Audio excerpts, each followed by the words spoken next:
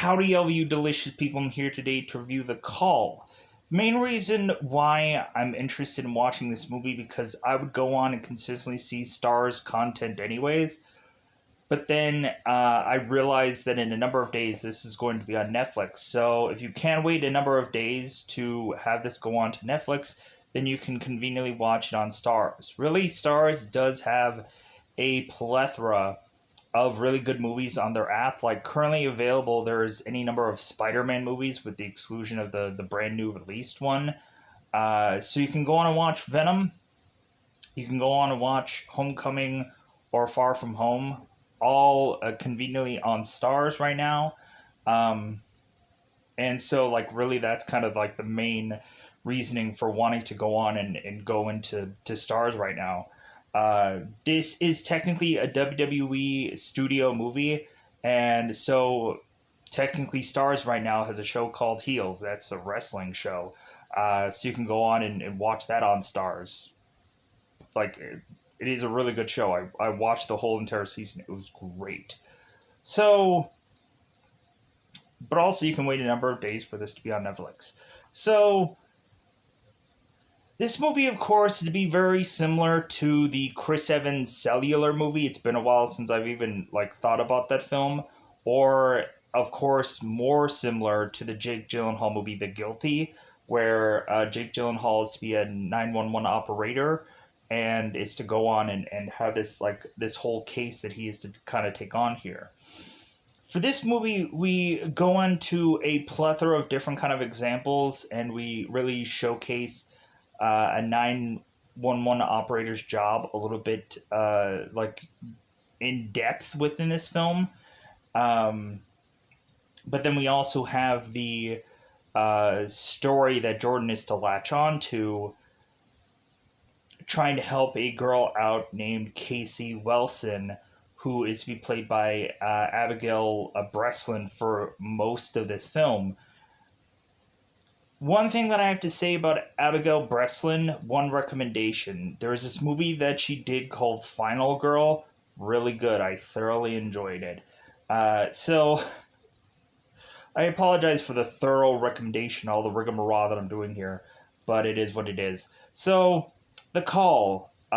So this is a 911 operator film, and really, it's a film about a guy called Michael Foster who is to try to go on and abduct people and kidnap people. And so the 911 operator is trying to figure out a way to make this car stand out so a number of people will possibly go on and call police, figure out what road this girl's on, and because this girl, of course, to have this kind of burner phone, so it's kind of harder to figure out exactly pinpointing where this girl really is. So it's kind of like the worst case scenarios possibly for 911 operators to try and go on and figure out where this girl is. And I think my favorite part about this movie, and it's gonna be weird, uh, is really just kind of like the end of the film, because the end of the film is kind of like this, yeah, but it's also like it has this kind of like Saw like ending, and of way of which the Saw movie kind of ends. Like this movie ends also that same kind of similar way in the very first original Saw movie. So and if some people who, of course, have seen Saw, you might know what I'm talking about. And I'll explain that hopefully when we actually get into spoilers. So, weirdly enough, we don't really have much of any wrestlers that are in this movie. You would have thought like some kind of wrestler, like a Randy Orton or a so and so other person. But like we did have David Otunga, who of course was a WWE wrestler for a short period of time, and then he kind of like transitioned out to go on and do other things, which I'm like, good for him. Like, hey, like that's great. So, so yeah. So with that said, uh, like I would have to go on and say that this is a real thriller of a film. Like you're really just going on and like, yeah, like like rescue this girl or help these people and whatever. Like you're just really caught up into the film, and you're like, heck yeah, Halle Berry, save that girl. Like you're just really like pumped about like hoping that these people uh, eventually get saved at the end of this story. And we have a number of like 911 operators that are going on and saying like, yeah, like the whole thing of it really is like the closure of it all, wanting to figure out how the story is to end. And luckily we get to see how that plays out and like on screen. So it's like that's the interesting thing. So with that said, let's just go on into this thing that is to be called spoilers. Let's double five this bad boy up. Really, I have to go on and probably, like, I don't know if I can really grade this one, to just say, like, because it's kind of weird to go on and, like, have all these situations and just, like, yeah, this is, like, they're kind of, like, horrible situations, and me just going, like, yeah, like, definitely, like, I would have to say that this is technically a thumbs up film.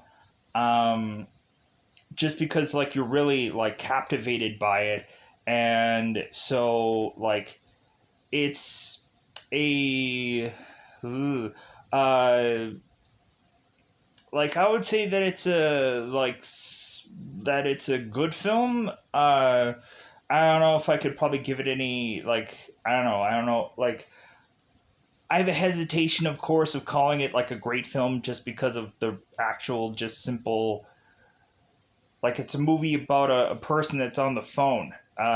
Like it, like I could say that possibly like it's better than the Jake Gyllenhaal movie The Guilty, because really The Guilty is just straight up just Jake Gyllenhaal, and that's it. Like we kind of hear what else is going on the other side of the phone, but we don't get much of anything else in that movie. Where it seems like in this film they go on and we get to see like both sides of it. So like it's a little bit better than that. We're kind of not just kind of like hearing like we're not just really just going on and having dead air or dead time within a film.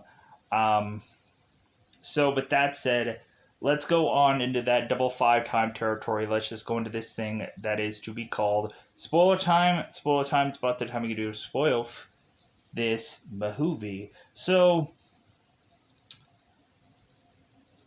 we have Jordan here, and Jordan is to, of course, get ready to be a LAPD 911 operator. And so Jordan is to go on into her job, and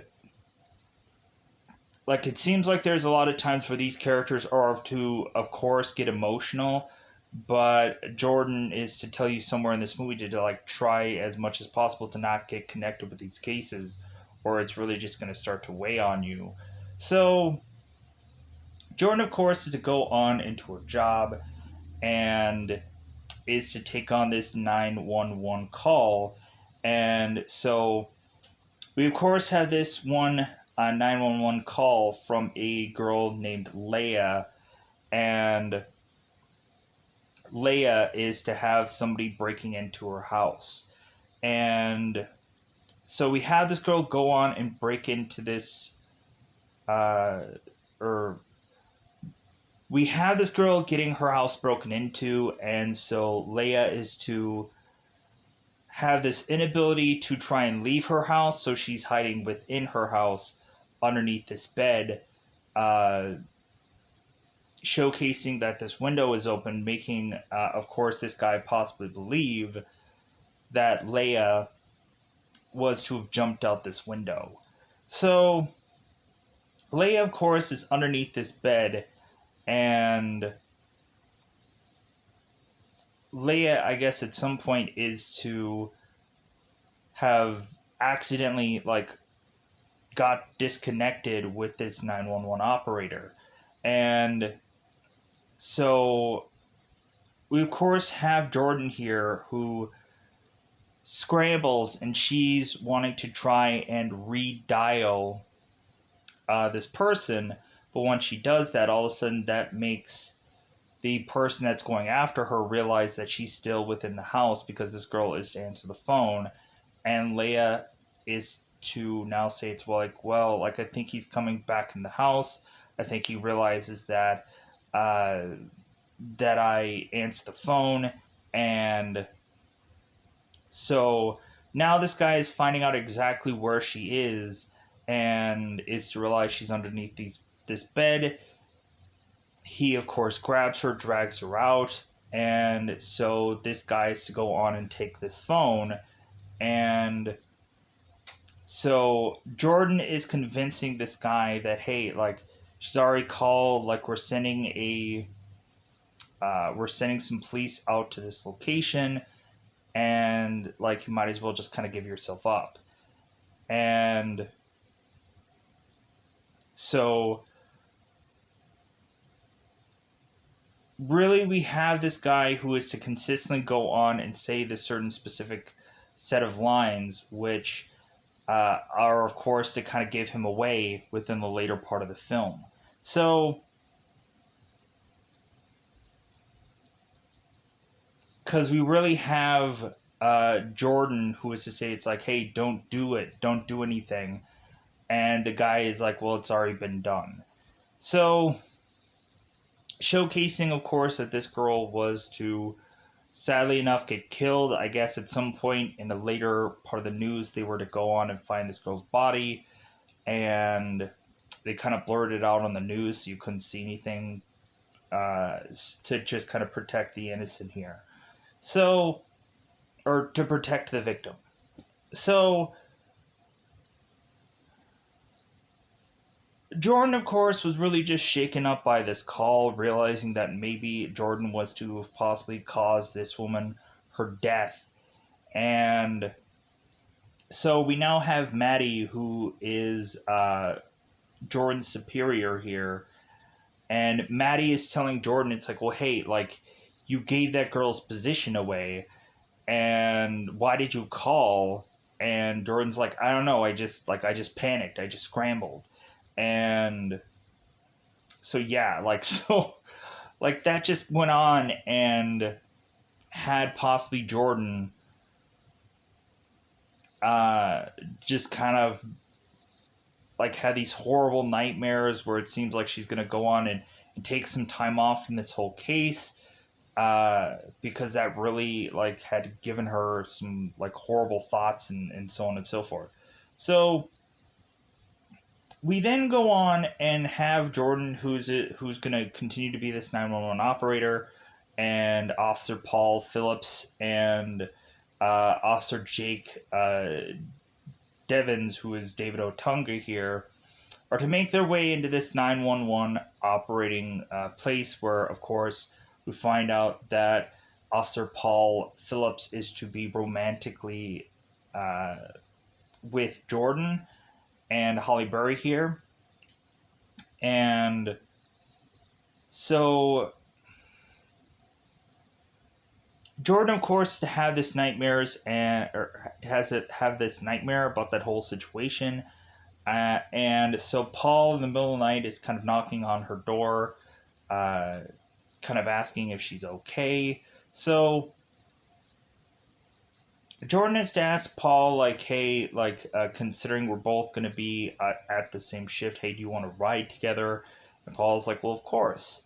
So Jordan is to transition, and instead of her going and taking calls, she's going on and uh, teaching others how to take calls. So Jordan is taking some time away to go on and teach people about how on certain days there's going to be certain people, how certain times the year there's going to be XYZ things, and there's also going to be occasional person who is to ask for directions or order a pizza, because that always happens too. So Jordan is to have all this group to go on and kind of like show them all of these things of like how this is all to be run. And so then Jordan is to go on and take these characters who are to start to ask certain questions, like why is it that the 911 operators that are all in these grouped up things together, like why are they called the Hive? And Jordan's like, well, look at all of them, like they're all like worker bees, and so it's like the perfect uh, like example of like these characters are all working together. And so why not just go on and have like one word that is to just simplify what this really is. So we go on and have Jordan, while of course while she's teaching these guys and giving them kind of like the run of things, and Jordan is also trying to get them to laugh because she's like, hey, remember all those fun calls, all those funny calls, those kind of ridiculous calls, because at some point you also may be dealing with like these heartbreaking calls, and whatever you do, don't promise them anything.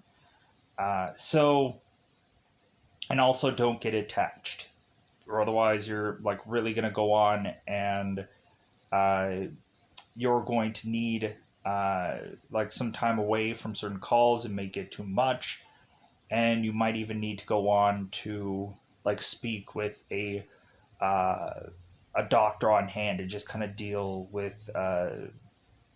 certain um, issues that you have personally. So Jordan, of course, while she's with these class of people, Jordan is all of a sudden having another 911 operator that it seems that she's having problems with his call, because now we get the Casey Wilson call. Casey Wilson was to go on with her friend to this mall, and they're trying on clothes and going on and having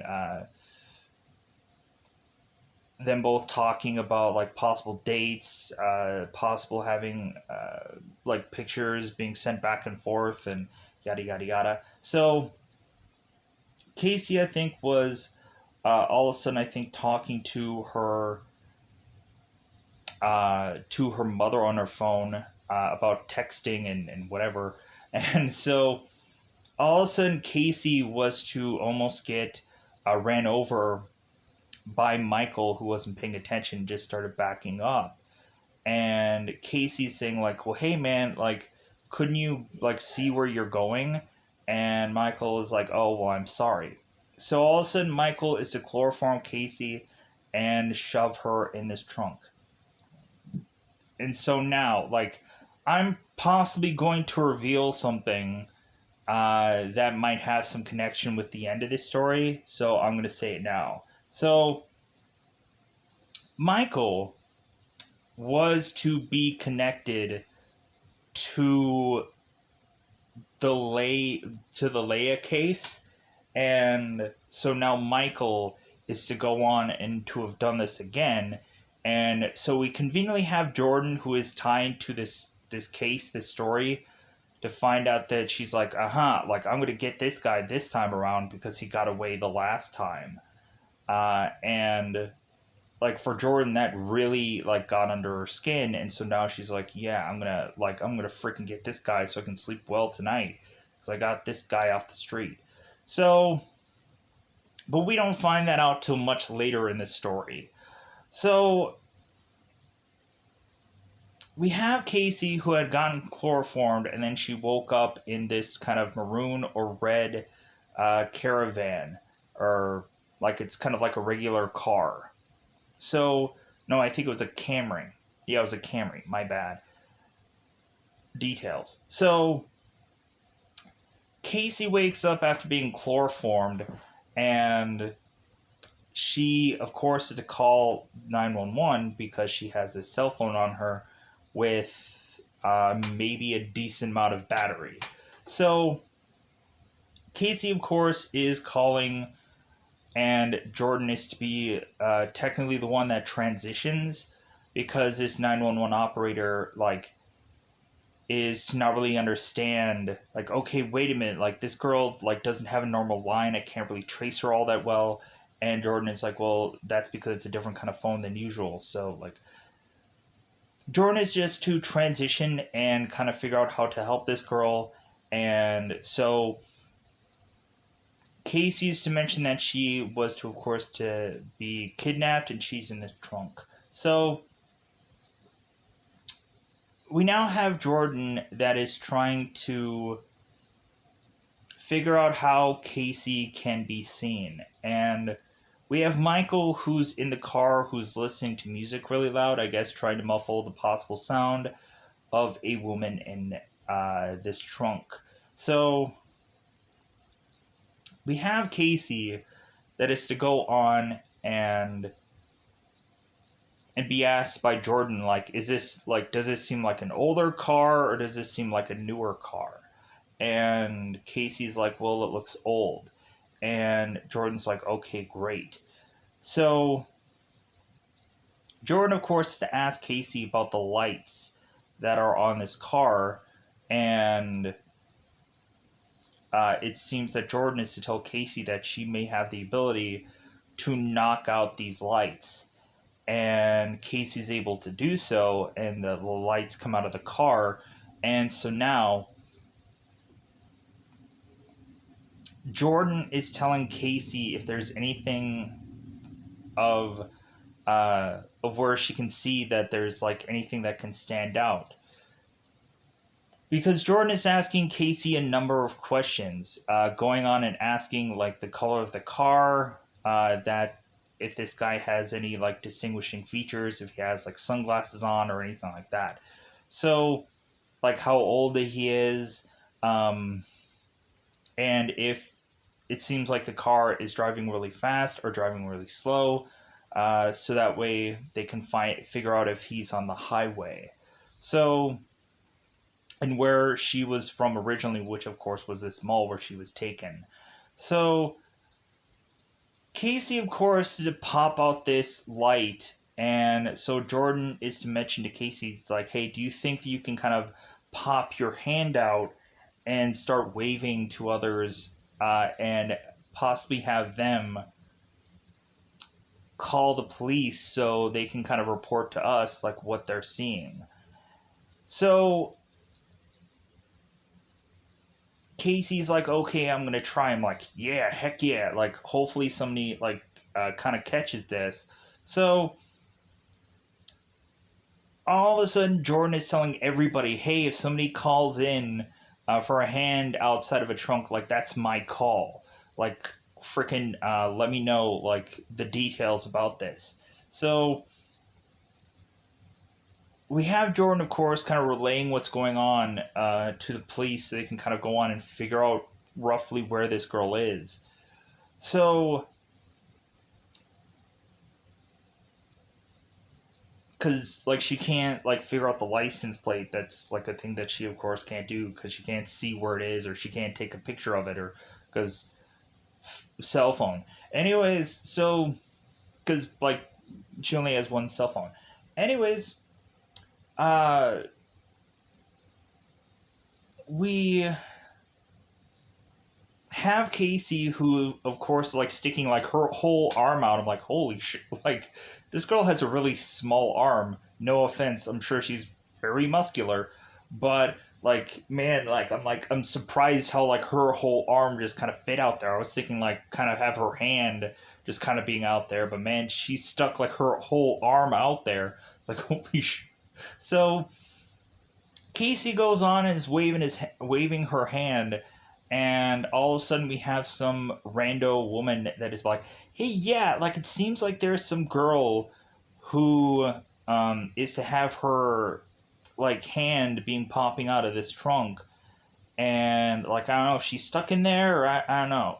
And so all of a sudden the people are describing the van and giving like the license plate and all kinds of stuff, and so it seems that this woman is to try to go on and like, well, maybe I should go on and drive up alongside this guy and like start to describe him to you. And they're like, no, no, no, no, no, like don't do that because it'll seem suspicious.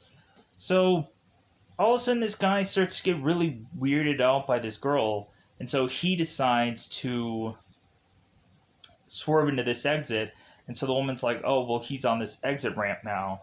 And so they're trying to figure out where this guy is.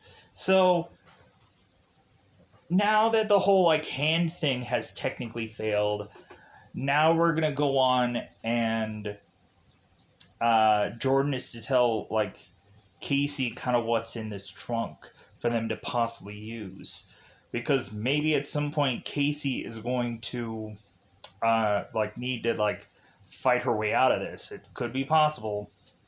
So Casey's to mention that there's like a number of paints that are in here. There's like paint equipment, and it seems like there is possibly a screwdriver in there. So we have Casey that is pouring this paint out of the back of this car. And so now Jordan is to mention that, like, hey guys, like, be on the lookout for a car that's like pouring paint out of its car or has like some like light missing and is now like there's paint on the car. So everybody's trying to scramble, trying to figure out where exactly this car is. And so it just continues to seem that they just can't track this thing down. So all of a sudden, we have a guy named Alan Donato, and Alan is to go on and is kind of like trying to have this guy kind of like, hey, kind of roll your window down, or kind of like hey. So all of a sudden, Michael's like, huh? So Alan is talking to Michael and is telling him like, hey, like it seems like you're leaking paint in the back there. Maybe you should go on and do something about that. And Michael's like, oh yeah, like I sure will. So Michael goes off and kind of turns off to this kind of side here, and is to pop open this trunk and is to tell this girl like, hey, you better not say a word, and is to grab the screwdriver and is kind of like poking her. So all of a sudden Alan has decided like, well yeah, there's something suspicious about this. It seems kind of weird. Maybe I should go on and like see what's going on. So Alan all of a sudden decides to pop out of this car, and he then decides like, well hey guy, um yeah, uh like I noticed about the whole paint thing, and a lot about this just kind of seemed very weird. And Michael was just like, well hey, like I've got it handled, like I'm sorry. So the guy's like, oh no, like so Alan gets back to his car and he's still feeling very suspicious about this whole vehicle thing. And so Alan decides that he's going to start calling 911. And we have Michael, who is to be suspicious of Alan. And so Michael just decides to have grabbed a shovel and is to bash through this guy's window and is to start pulling him out and beating him to death, sadly. And so Michael, of course, is blaming Cassie for what he had to forcibly do. And so now we have it forcibly where Michael was to put this chloroform into the back of his pants, but the chloroform eventually, while brawling with this guy, was to break. And so Michael was to chuck this chloroform bottle onto the ground because the chloroform bottle was made of glass. So Michael grabs Cassie and is to put both of them in Alan's car. And Alan is also in the trunk, and Cassie's assumed that Alan is dead here. So we have Jordan that is just kind of waiting for eventually Cassie to like come back on to talk and whatever. And so Cassie is to mention that she's still that she's still alive, but she's also just now in this different car, this black car. So we go on and all of a sudden have Alan, who is to wake up, and he starts trying to uh, go on and make all this kind of noise, trying to desperately call for help. And so now we have Michael that kind of turns off and is to open up this trunk and like stab into this guy multiple times and kill him here. And so now we have just like Michael, who's consistently like looking at Cassie and kind of putting her back in the trunk. So because Alan, by the time that Michael was to get out of the car, Alan was kind of popping the trunk, wanting to jump out and get out of this car. But Michael was there to stab into this guy and kill him. So Cassie, who is still with Jordan on this call, Cassie is to get this guy's wallet, and once she gets this guy's wallet, they find out what kind of car he has and kind of what plates he has, because I guess this guy was registered. Because of course, the car that they try to find, it seems like that car might have been stolen, and when they try to look up the plates and whatever, like, they went on and they found somebody else. So we have it here where the police is to go on and find the scene where Michael was to fight Alan, and they're dusting for prints. They're trying to go on and figure out who this guy is. So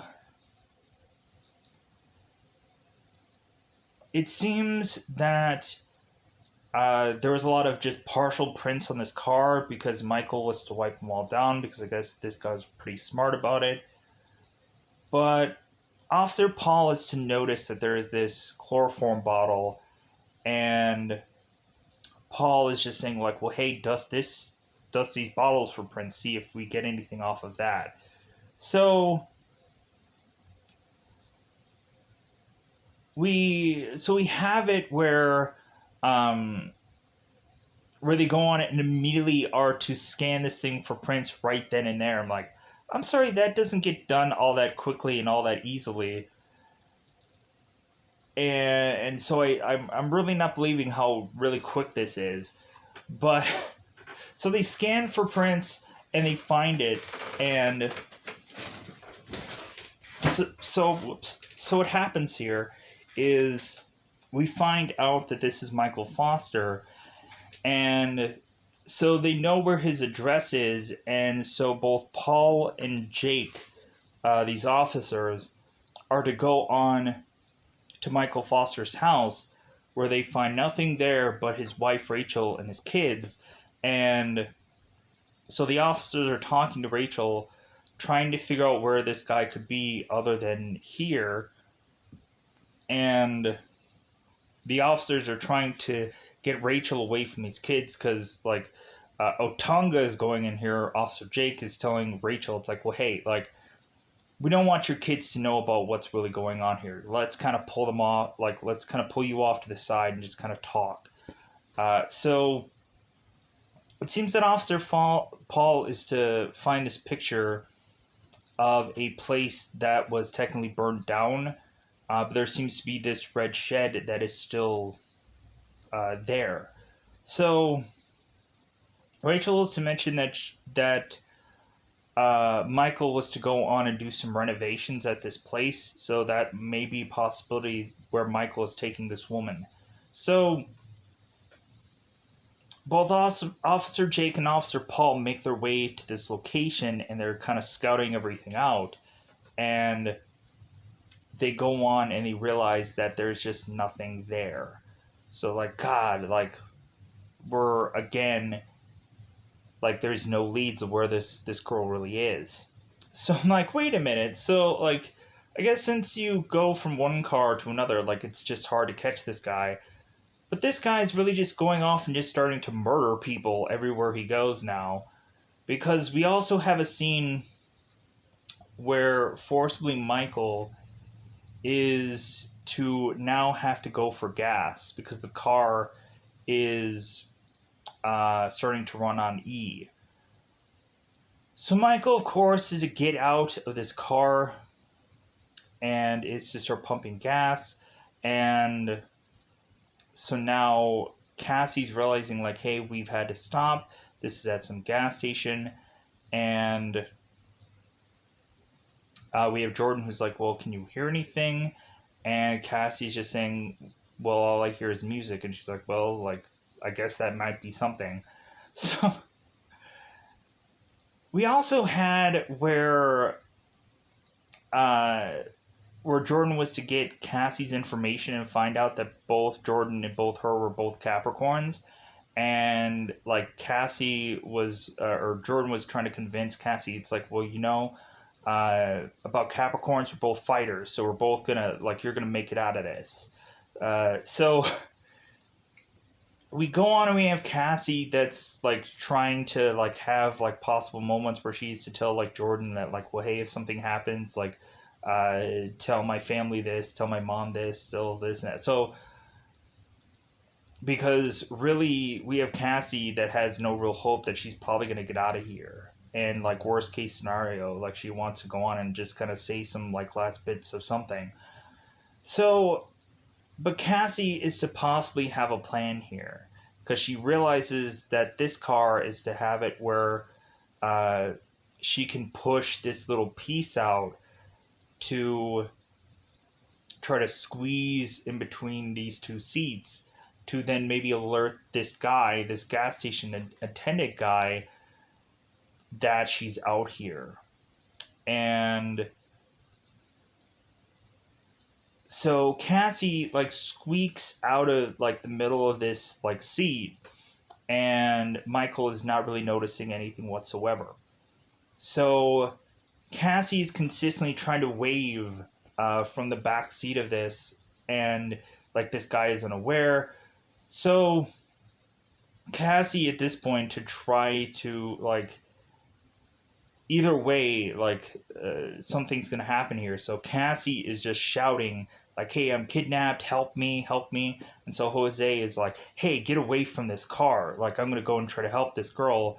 As we of course have Michael that's trying to like lock the car and all this stuff. So Jose is trying to like, "Hey, get away from this girl! Because I'm gonna try to rescue this girl." And by the time that Jose tries to do something, Michael all of a sudden is starting to spray all this gasoline all over Jose. And then Michael decides, like right by this gas station, I'm like, man, what if something would have exploded? Michael all of a sudden goes on and is to uh, put a lighter and light this guy on fire, and Jose is now like burning alive. So we now have Michael that is to get Cassie back into the trunk of this car. Like, hey, like, I'm just, like, Michael is saying, I'm just going to keep killing people because of you. So we we have Michael go and is to drive along.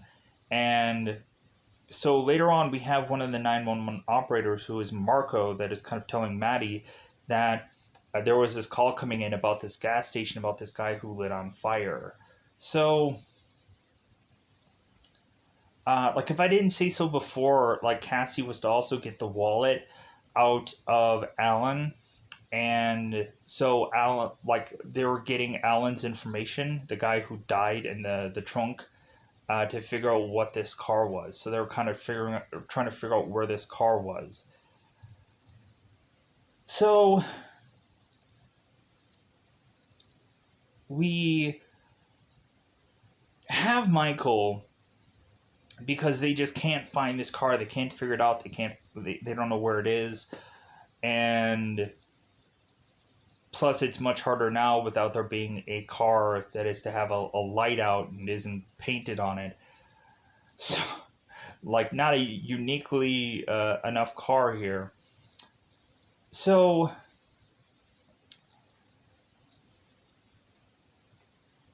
we have Michael that is to make it to this location where he is to go into this underground place and is to hide um,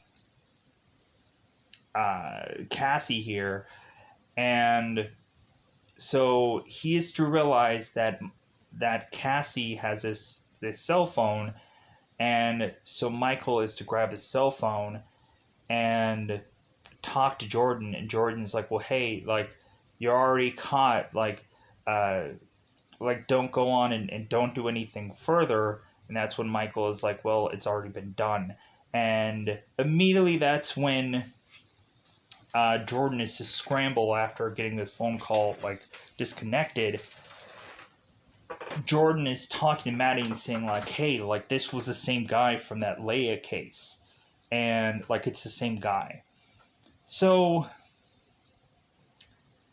we have Officer Paul that has no leads, so he's just kind of just doing roadblocks and kind of going on and uh, kind of figuring out where this person could eventually go, because like the case has gone cold. So we have Maddie who's telling Jordan, it's like, well, hey, like, you've done more than enough, like, your shift is over. And Jordan's like, no, like, I want to see how this like finishes. And Maddie's like, you can't get closure, like, that you can't figure out how this all ends, because that's a 911 operator. So like, you've done more than enough, go home.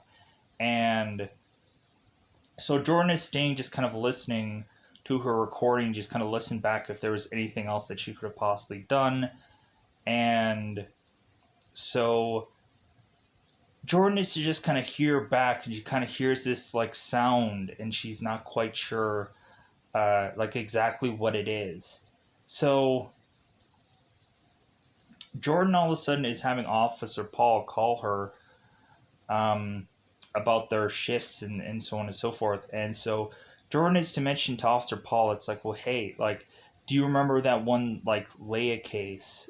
And I'm sure he probably didn't, because I'm sure the officer has a number of cases, but still, um, Jordan is to mention that one case that involved that girl Leia, uh, the Casey case and the Leia case are connected. It's from the same guy. So yeah, so we go on and we have Jordan, who's just kind of working out a hunch. But she's just going on and deciding, like, well, it seems like the last location of where this, like, cell phone kind of pinged was this area, this hills area. So Jordan, on her own dime, just starts driving around and is to kind of look into certain areas. And Jordan is to go on and discover this one place that is to have this kind of like underground um, spot that you can kind of take a ladder down into. And Jordan is possibly thinking that Michael is in this location, and but she wants to confirm, she wants to be sure. So Jordan is to make her way down this ladder and is to try to see if she can like spot any signs. So we have Michael, who is prepping Casey here. And when I watched this originally, I'm like, Casey better be okay by the end of this film, or otherwise I'm gonna lose it. Like, I'm just like, mother, like, the whole thing of this was to see that Casey was gonna be okay by the end of this movie, and we may get that answer by the end of this review. So we go on and we have Michael, who is shampooing this girl's hair, is going on, and he's like kind of ripping her shirt. And at some point we're going to find out what exactly he does with these girls. And it seems that Michael is to have a previous thing with blonde haired girl, girl, so it's like a pattern oddly. So Casey at one point is to try and get away from Michael, and Casey starts running into a certain room, and is to go into this room, and she is to start to freak out, and Michael breaks down this door and is to grab Casey and put her back in this room to kind of prepare her for what's going to happen next. So Jordan is making through this location, and so when she does go on and realize that Michael is down here, Jordan doesn't have good cell reception because there's no signal. And convenient, right? Freaking sucks. So I'm laughing here, but it's like laugh of just like awkward or uncomfortableness. So we go on. We have Jordan, who, or just the inconvenience of this story. So Jordan goes on, and she is to kind of make her way, try to see if Michael is really down here, and of course he is. So Jordan is just kind of watching on as see what Michael is doing here, and so Jordan is to make it into this room where uh, we find out that Michael, I guess, is to uh, basically take women's like head part just off, and he is to collect the hair pieces and weirdly take these widths of them, and I'm like, this is so weird. Like he basically like scalps people horribly. So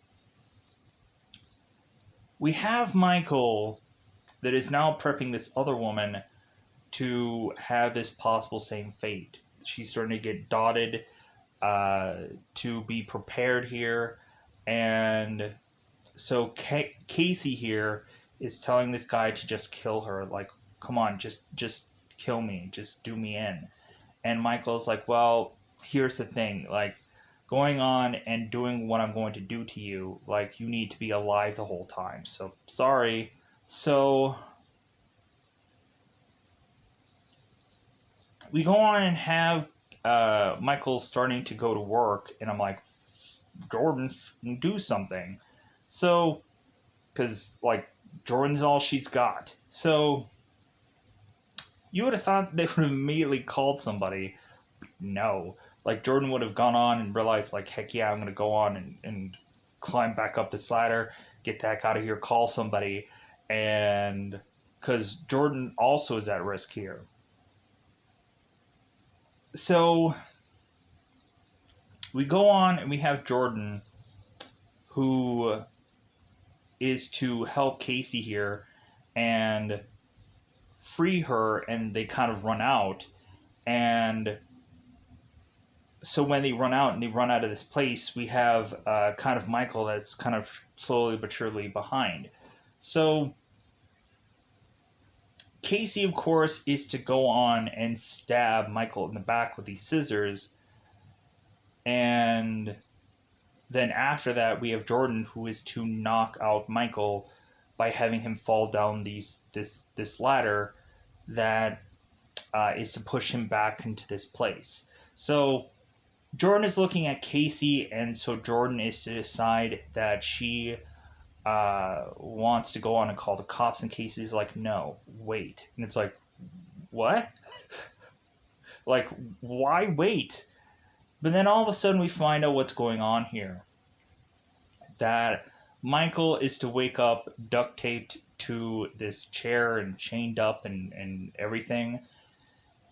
And so Jordan and Casey, to kind of get vengeance from that whole Leia thing and for what had happened to Casey, both of them decide, which is like is really cool, to just kind of see as like, yeah, like we're gonna get freaking even. And but I'm just kind of concerned still that this guy's gonna get out at some point. But again, um, like this guy, like a bulletin is out for him. He's a wanted man. So Casey is to mention what's going to happen here is that Jordan was just to be driving by, and Casey was to just be found in some woods somewhere, and Jordan found her, and they never found Michael's body because they're just going to leave him here to rot. And both Jordan and both Casey are to just get out of there as the guy is screaming like no, and like that's they just kind of lock him in this place, and they just leave him to his own devices and just get the heck out of there and leave. So like I'm sure maybe the cops were probably called after X amount of days to sift this guy out. But yeah, this guy was just stuck on this chair, just waiting to just slowly but surely like starve or dehydrate to death. And like that's the way that his fate was to be met at the end of this. So I'm like, heck yeah, like freaking like what a way to end a movie. Um, so speaking of ending, I think it's about time for me to just get on out of here. Let me know in the comments below how you felt about the call, because really, hopefully never anybody is to be in a situation like this or have something like this happen to them. But that's the whole thing about a 911 operator movie. There always is unsavory events or just crazy things that tend to happen within a movie like this. So, with that said, I'm going to just go on out of here. Let me know how you felt about the call. Maybe you didn't like this movie. Maybe you liked how it's like, yeah, it had this kind of like feel good kind of ending. Maybe. Anyways, so that's it. I'm just gonna get out of here. Goodbye, everybody. Bye, everybody.